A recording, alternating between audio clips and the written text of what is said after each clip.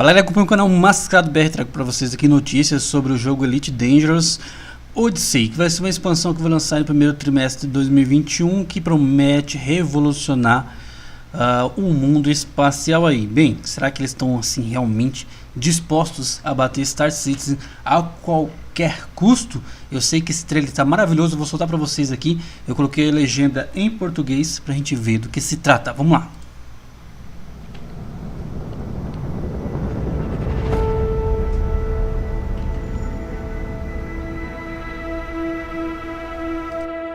So what's really unique about Odyssey in the Elite Dangerous universe is that for the very first time we're going to allow people to set foot on the planets and in spaceports and explore the world in this new perspective. We've tried to maintain what we felt was a core part of Elite, which is freedom of choice. And we really embraced that with Odyssey and have transposed all of those careers back down onto an on-foot experience.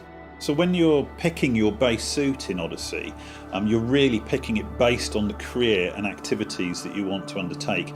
Each of the suits has its own strengths and weaknesses. So for instance, there'll be a suit that skews towards exploration, a suit that skews towards combat, and also a suit which you might want to wear if you were to go scavenging, hunting through wrecks to find bits of equipment that might be useful to you. Odyssey will provide players with a clear choice. They're free to take missions, either from mission boards or mission givers, or players can go out and explore. So we allow the player to disembark at outposts, planet ports, spaceports. So all of these are great places to find work and undertake missions, but also now you can go to our new settlements, which are a kind of more Dust Bowl Wild West towns that you'd find on the edges of civilization. When you find these settlements, I think you'll want to travel into them and see what the lay of the land is, see what options and opportunities they offer, and decide which way you're going to play. With Odyssey, for the first time, we'll have fully modelled and fully animated characters appearing in game, and they will feel part of the universe and extend the narrative that's there.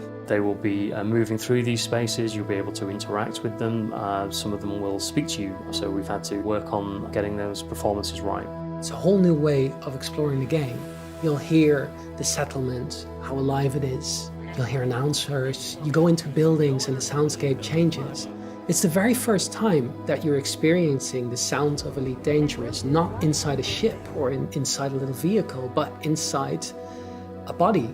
Meeting people who you can relate to in places is the way you can feel grounded in this quite fantastical universe. And there's going to be a lot of players transferring from the main game who have never experienced this before but will understand how it feels to be in that universe. All of the NPCs that you encounter in Odyssey are all generated as part of the background sim. So if I go to a port or a settlement, the NPCs that I'm going to find there will be affiliated with the faction that owns that settlement.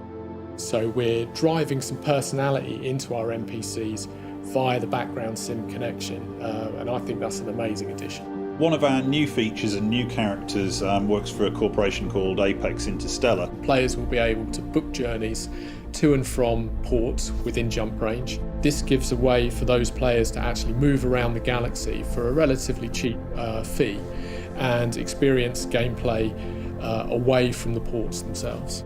So within the on-foot gameplay, the primary way of earning credits is to actually undertake missions and obviously complete them successfully. But you can also do some slightly more nefarious acts. Maybe you'll go to settlements and steal items and sell them onto the black market. Or you could become an explorer and collect samples from our new organic life. With Odyssey, we've worked really hard to maintain player agency. We want players to have the choice about how they play Elite. If players want to continue in their ship gameplay, absolutely. If they want to engage in on-foot gameplay, perfect. If they want to do both, even better. And that really has always been at the heart of Elite. It's not the game we're telling you how to play it, it's the game that you are creating your own story in. We're really looking forward to seeing how our players take that story forward and how they develop it.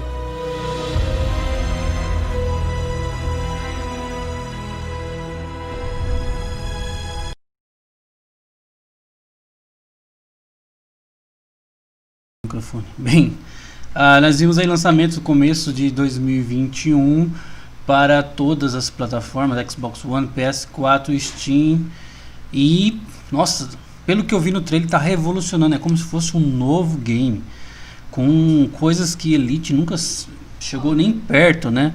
Essa parte toda de andar, de ter as estações espaciais, de poder você ter toda uma história envolvendo ali as facções, ali mesmo, no local, na estação, onde você vai poder interagir com NPCs, que eles falaram que vai ter personalidades, né? Eles falaram que se você escolher minerar nessa questão ali a pé, vamos dizer assim, vai ter novas formas orgânicas. Como seriam essas formas orgânicas? Novas vidas orgânicas, né? Então, muita coisa nova, é praticamente outro game.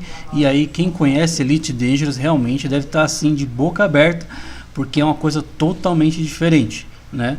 Eu acredito que todo mundo deve estar muito hypado com isso, porque é o que a maioria sonhava. Tinha gente que falava, ah não, Elite não precisa de andar no espaço, Elite não precisa disso, daquilo. A pessoa já estava acostumada com aquela forma de jogar, mas uma grande parcela estava louca por essa questão aí das estações, do Space Legs, de andar, de poder, né, interagir com NPCs, etc. Então, para quem estava louco, realmente é um prato cheio aí que promete muito. Star Citizen que se cuide. Vou ficando por aqui, deixa seu like, se inscreva no canal e até a próxima.